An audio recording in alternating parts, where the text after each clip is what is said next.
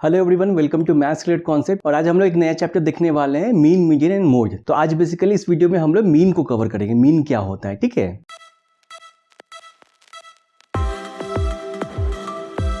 Suppose आपने exam दिया और आपने ये स्कोर किया, इंग्लिश में आपको 70 आया, हिंदी में 75 आया, साइंस में 80 आया, सोशल साइंस में 85 आया और मैथ्स में 90 आया। ठीक है, आप एग्जाम दिए, आपका रिजल्ट आया, आप घर पे आए, अब पापा आपसे पूछ रहे हैं कि बेटा कैसा रिजल्ट रहा, क्या रिजल्ट आया, तो आप उनको क्या बोलोगे।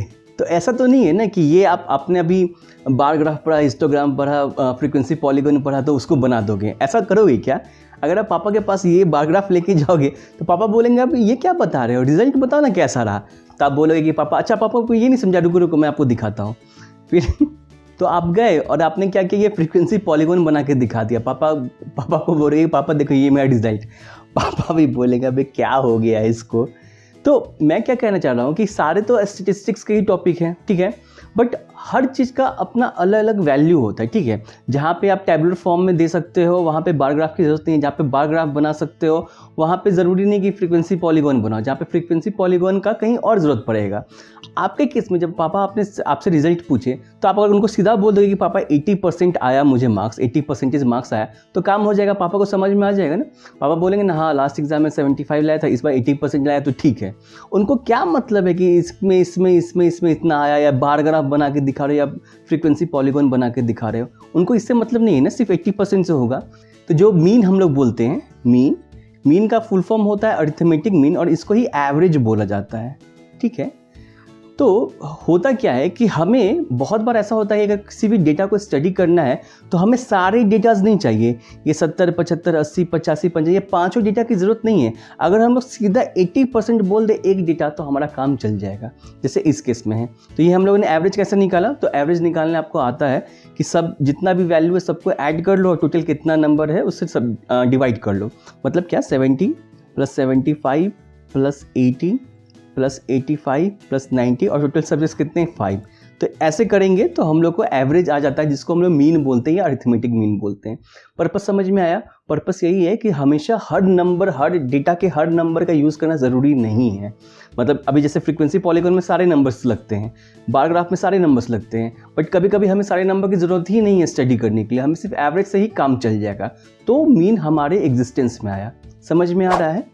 चलिए सवाल लेते हैं और देखते हैं कि किस तरीके से हम लोग मीन निकालते हैं। जैसे जैसे क्वेश्चन करेंगे और आपका टॉपिक पे कमांड आते जाएगा। तो एनसीईआरटी का पहला क्वेश्चन है, बोला कि the following number of goals way scored by a team in a series of 10 matches, find the mean. इसमें और भी कुछ बोला है, तो क्या करना है, मीन बोला है तो आपके पास जो भी कुछ दिया है सबको आप पहले टोटल करोगे upon total number of observations. ठीक है, मतलब उसने क्या किया, 2 + 3 + 4 + 5, ये इतने सारे उसने गोल्स किए हैं, सारे को आप ऐड करोगे और टोटल कितना है, टोटल 10 मैच है।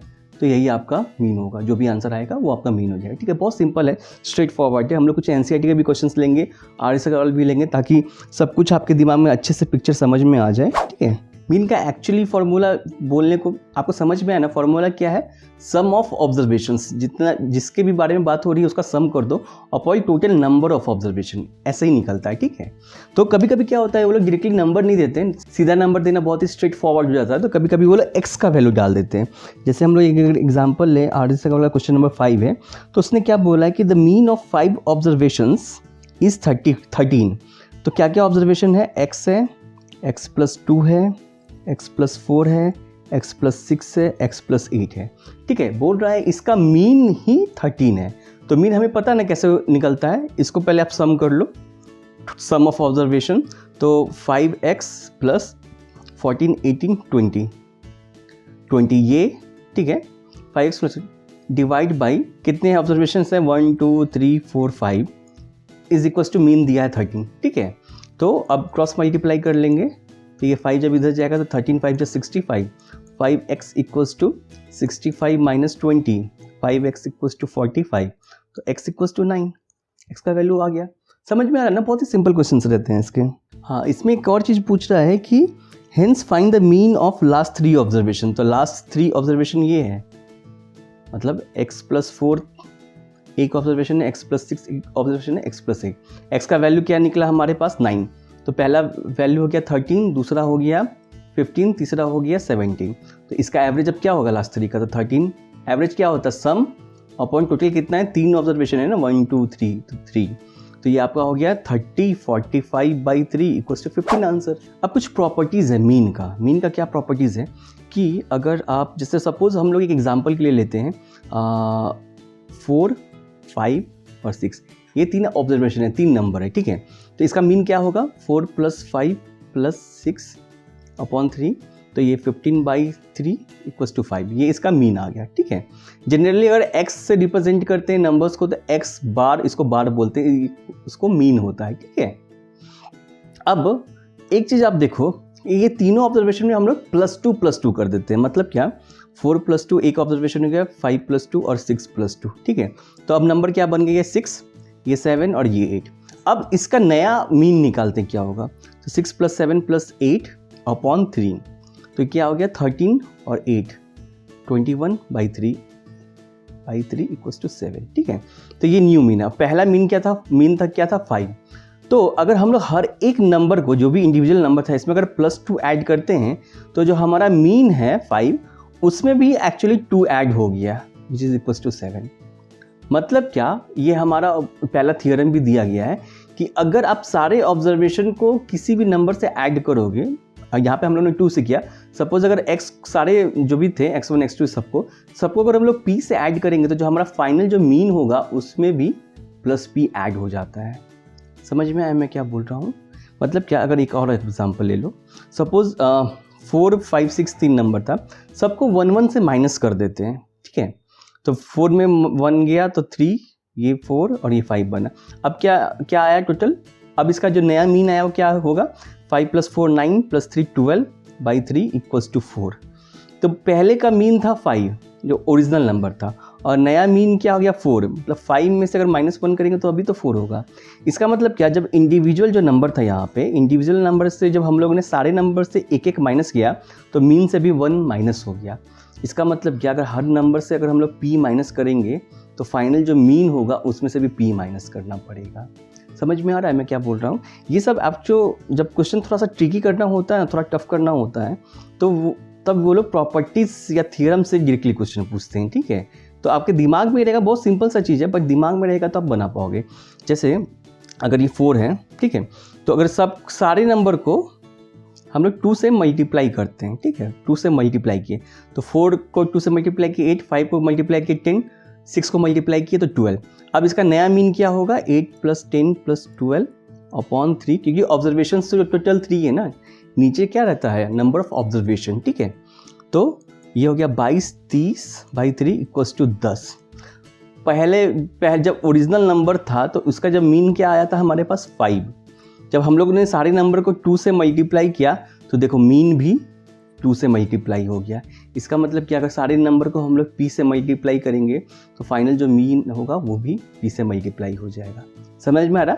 सेम गोज़ फॉर डिवाइड भी, अगर सारे नंबर को हम लोग p से डिवाइड करेंगे तो हमारा मीन भी p से डिवाइड हो जाएगा। एक और भी प्रॉपर्टीज़ है, मतलब क्या, सपोज 4 5 6 जो है उसका मीन आया है 5, ठीक है। 4 - 5 5 - 5 6 - 5 करेंगे तो क्या होगा, -1 0 +1 ऐड करोगे तो 0। सारे नंबर से अगर मीन को माइनस कर दोगे ना, जैसे मान लो कि अगर आप एक और एग्जांपल ले लो, अगर आपको लग रहा है कि क्या ही बोल दिए, 5 10 15 है, ठीक है, इसका मीन क्या होगा, तो 5 + 10 + 15/3 तो 10 होगा, ठीक है, 15 25 30/, ठीक है। तो मैं क्या बोल रहा हूँ, 5 - 10 मतलब जो नंबर है उससे पहले मीन को माइनस किया, ठीक है, फिर जो दूसरा नंबर है उसको भी मीन से माइनस करो, और फिर जो तीसरा नंबर है उसको भी मीन से माइनस करो, ठीक है। अब देखो क्या हो रहा है, ये -5 हो गया, +0 हो गया, +5 हो गया, अगेन ये 0 हो गया। मतलब हर नंबर को अगर आप मीन से माइनस करोगे ना तो इवेंचुअली 0 बन जाता है, ठीक है। सिंपल सा चीज़ है, ऑब्जर्वेशन में बस रखना है, कभी क्वेश्चन आया तो क्लिक कर जाएगा। जैसे आपके बुक में एक सवाल दिया है, क्वेश्चन नंबर 8 और 9 है, सिंपल है, मतलब बिना सॉल्व किए ही आपको आंसर आ जाएगा। क्या कह रहा है कि the mean of 24 number is 35। 24 numbers मतलब 24 नंबर्स का मीन है 35। यहाँ पे सम है, सम ऑफ नंबर्स होगा, टोटल ऑब्जर्वेशन क्या है 24 और उसका मीन है 35। इस 3 is added to each number, हर एक जो नंबर था उसमें 3 ऐड करेंगे, what will be the new mean. तो हर एक नंबर में अगर जो भी नंबर आप ऐड करोगे तो मीन में भी उतना ऐड करना होगा।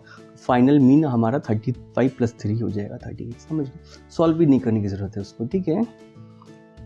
9 में भी वही, अगर 6 सब्ट्रैक्ट होगा तो फाइनल क्या होगा, तो जो फाइनल 43 है, जब सब नंबर से आप 6 माइनस करोगे तो मीन से भी 6 माइनस करना होगा, 37 आंसर हो जाएगा, ठीक है। ठीक है, यही तो हम लोगों ने नॉर्मल जब मीन कैसे निकालते हैं वो देखा। अभी जब अनग्रुप्ड फ्रीक्वेंसी डिस्ट्रीब्यूशन जो टेबल हम लोगों ने बनाया था यार स्टार्टिंग में, जब हम लोगों ने स्टार्ट किया था representation of data in tabular form, जब हम लोगों ने पढ़ा था तो वहाँ पे अनग्रुप्ड फ्रीक्वेंसी डिस्ट्रीब्यूशन टेबल भी देखा था। नाम हाईफाई है पर चीज़ उतना हाईफाई नहीं, आप देख के समझ जाओगे, ठीक है। तो उसका कैसे करेंगे, मतलब मैं एग्जांपल एक लेता हूँ आपके बुक से ही, तो हम लोग एक एग्जांपल के थ्रू ही समझते हैं कैसा होगा, ठीक है।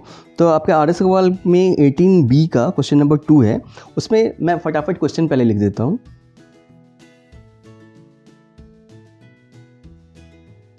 ठीक है, तो ये आपका क्वेश्चन है। अभी आई होप ये क्वेश्चन आप देख के समझ पा रहे हो कि बोल क्या रहा है, मतलब क्या बोल रहा है कि 60 जो वेट है, वर्कर बहुत सारे वर्कर काम कर रहे हैं, तो ऐसे 4 लोग हैं जिनका वेट 60 kg है, ऐसे 3 लोग हैं जिनका वेट 63 kg है, ठीक है। तो इसको ऐसे पढ़ते हैं, 66 जो वेट है, ऐसे 2 लोग हैं जिनका वेट 66 है, ठीक है। तो ये बोल रहा है कि एवरेज वेट कितना है, ठीक है। तो एवरेज कैसे निकलता है, टोटल वेट निकालेंगे अपॉन जितने नंबर ऑफ वर्कर्स हैं वो निकालेंगे। तो टोटल वेट कैसे निकलेगा, मतलब अगर 60 kg के 4 लोग हैं तो आप 60 + 60 + 60 + 60 ऐसे करोगे ना, तब तो 4 लोग का, अगर 60 kg के 4 लोग हैं तो उसका टोटल वेट क्या होगा, एक का 60, दूसरे का 60, तीसरे का 60, चौथे का 60, 60 60 60 60 240। तो या तो आप ऐसे लिखो 240, या तो 60 वेट है, 4 लोग हैं तो सीधा मल्टीप्लाई कर दो तब भी 240 आ रहा है। सेम होता है ना, आप किसी नंबर को 4 बार ऐड करो या सीधा 4 से मल्टीप्लाई कर दो, बात एक ही होता है, ठीक है। तो हम लोग सीधा मल्टीप्लाई ही करेंगे, ठीक है। तो टोटल वेट्स निकाल लेते हैं, ये आपको समझाने के लिए लिखा था यहाँ पे। टोटल वेट्स क्या होगा, तो ये 60 × 4 हो जाएगा, ये 63 × 3 हो जाएगा, 66 × 2, 69 × 2 और ये 72 × 1, ठीक है। तो ये कितना हो गया 240, ये 189, ये हो जाएगा 132, 138 और ये 70, ठीक है। तो अब फाइनली सबको ऐड कर लो, वैसे ही करते हैं ना, जो sum of observation upon total number of observation, तो सम कर लेते हैं, सम ऑफ वेट क्या होगा। तो सम ऑफ वेट जो टोटल वेट होगा, टोटल वेट हमारा हो गया 240 + 189 + 132 + 138 + 72, ठीक है। तो इसको सम कर लेंगे, कितना आ जाएगा हमारे पास, टोटल वेट्स ये हो गया और नंबर ऑफ, तो मीन निकाल लेते हैं। तो टोटल वेट्स अपॉन टोटल कितने वर्कर्स है, 4 3 7 2 9, तो 11 1 12, ठीक है, इज इक्वल्स टू क्या होगा 250। ये आपका मीन हो गया, सिंपल है ना, ठीक है। अभी हम लोगों ने देखा कैसे आ रहा, इसको ही इन लोगों ने हाईफाई तरीके से बोला है।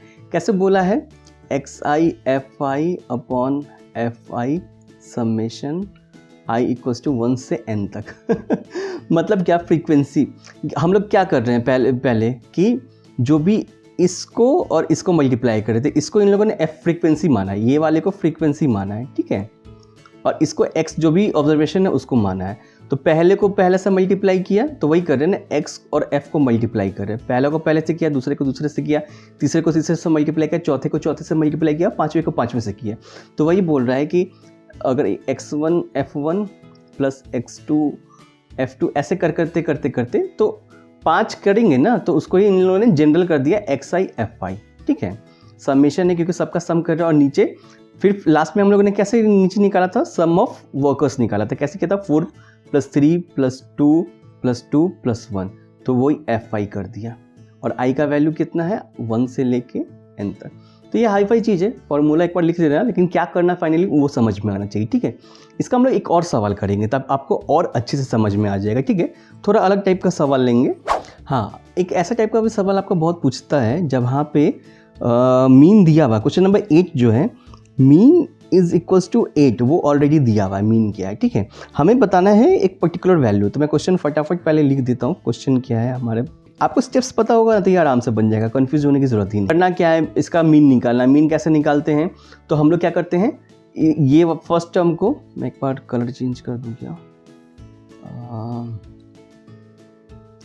ये फर्स्ट वाले को इससे मल्टीप्लाई करते हैं, सेकंड वाले को इससे मल्टीप्लाई करते हैं, सबको एक दूसरे से पहले मल्टीप्लाई करते हैं। मतलब क्या, 3 × 6 plus 5 × 8 plus 7 × 15 plus 9 × p plus 11 × 8 plus 13 × 4। तो ये हो गया सम ऑफ ऑब्जर्वेशन। और नीचे कितना, जितने भी फ्रीक्वेंसी उसको ऐड करते हैं, मतलब क्या, 6 + 8 + 15 + p + 8 + 4। ठीक है, सिंपल है। And this is equals to 8, ये दिया हुआ है क्वेश्चन में, मीन का वैल्यू दिया हुआ है। अब क्या करना, स्टेप बाय स्टेप, एक बार में देखोगे तो डर लगेगा, स्टेप बाय स्टेप जाओगे तो आराम से बनेगा। तो ये 18 हो गया, 8 × 5 = 40, 105, 9p 88, 26 52, और नीचे हो जाएगा 14 29 30 37 4 41 प्लस p इक्वल्स टू 8। अब बस सॉल्व ही तो करना है। कैसे सॉल्व करेंगे, अब सबको ऐड करते चले जाओ। तो ये कितना हो जाएगा, plus 9p is equals to 8 × 41p।